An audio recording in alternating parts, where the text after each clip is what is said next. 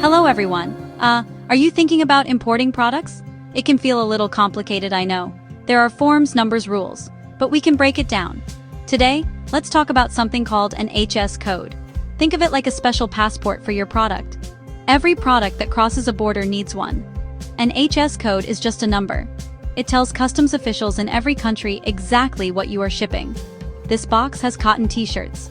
This one has wooden chairs. It's a universal language for trade. It makes things clear for everyone. Now, why should you care? Because this code is super important for your wallet. The HS code helps customs figure out how much tax or duty you need to pay. Get the code right, you pay the right amount. Get it wrong, you could overpay. Nobody wants that. Like being charged for a steak when you ordered a salad. Using the wrong code can cause major delays. Your shipment could get stuck at the port. Customs trying to figure out what's inside. That's a headache you don't need. Getting the right HS code is about accuracy. It ensures you follow the rules. When you follow the rules, goods move smoothly across borders. Faster, less stressful imports. Imagine your products sailing through customs without a problem. That's the goal. Okay, so we know an HS code is a number. But what do all those digits actually mean? It's not as mysterious as it sounds. The international standard HS code is 6 digits long. Think of it like a product's family tree. The first 2 digits are the chapter, the big family name. Example, Chapter 61, articles of apparel, knitted or crocheted. So, if you're importing sweaters, your code will probably start with 61. It's the broadest group, the first big clue for customs. The next 2 digits are the heading, a specific branch. If your code starts with 61, the heading specifies what kind of apparel it is. Heading 6110, jerseys.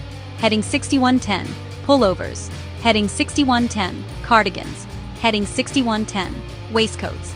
Heading 6110, and similar articles. Now we know we're not just talking about any clothing, we are talking about sweaters and similar items. See? We're getting closer to identifying the exact product. The last 2 digits of the standard code are called the subheading. This part gives even more detail, like zooming in on a single leaf. The subheading often specifies the material the product is made from. Material, wool. Material, cotton. Material, man-made fibers. For example, 611030 specifies that the sweater is made of man-made fibers. So, the full code 6110.30 tells a very specific story. A knitted sweater made of synthetic material. Now, you might see codes that are longer than 6 digits. Some countries add 2 or even 4 more digits for their own national purposes. For example, the United States uses a 10-digit code called an HTS code. These extra numbers provide even more detail for calculating duties or tracking trade statistics. But the first 6 digits are always based on the international harmonized system. That's why they are the same in almost every country.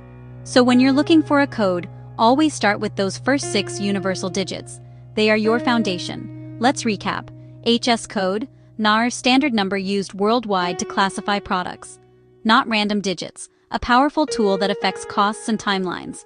It tells customs what you're importing. It tells what rules apply. Alright, now for the important part. How do you find the right HS code for your product? It's like a treasure hunt, and the prize is saving money. The first and most important step is to know your product inside and out. You need to be a detective. What is it made of? Cotton, plastic, steel, wood. What is its main function? A toy for playing, a tool for building, a machine for cooking. These details are everything. A chair made of wood has a different code than a chair made of plastic.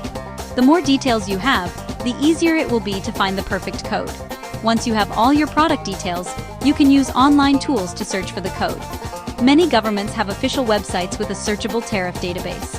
For imports into the US, the US International Trade Commission, USITC, has a great tool.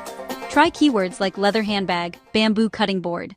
There are also free third-party tools from companies like DHL, Find HS codes. Try searching a few different ways, using different keywords that describe your product to see what comes up. Another great source of information is your supplier. Most experienced suppliers already know the HS code for the products they manufacture.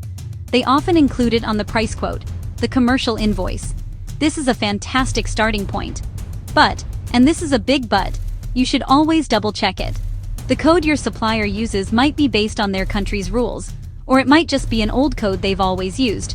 The importing country, that's your country, has the final say.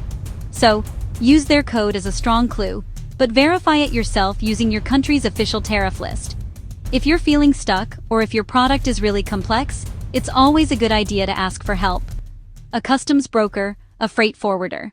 So, you found your HS code. High five! Now, let's talk about how that code helps you figure out the import duty. Import duty is just a tax that the government charges on goods coming into the country. The amount you pay is directly linked to your HS code. Each code has a specific duty rate attached to it. This rate is usually a percentage. Your job is to find that rate and do a little bit of simple math. It's easier than it sounds, I promise. There are no complicated equations here. First, you need to know the customs value of your goods. This is usually the total price you paid for the products, plus the cost of shipping and insurance to get them to your country.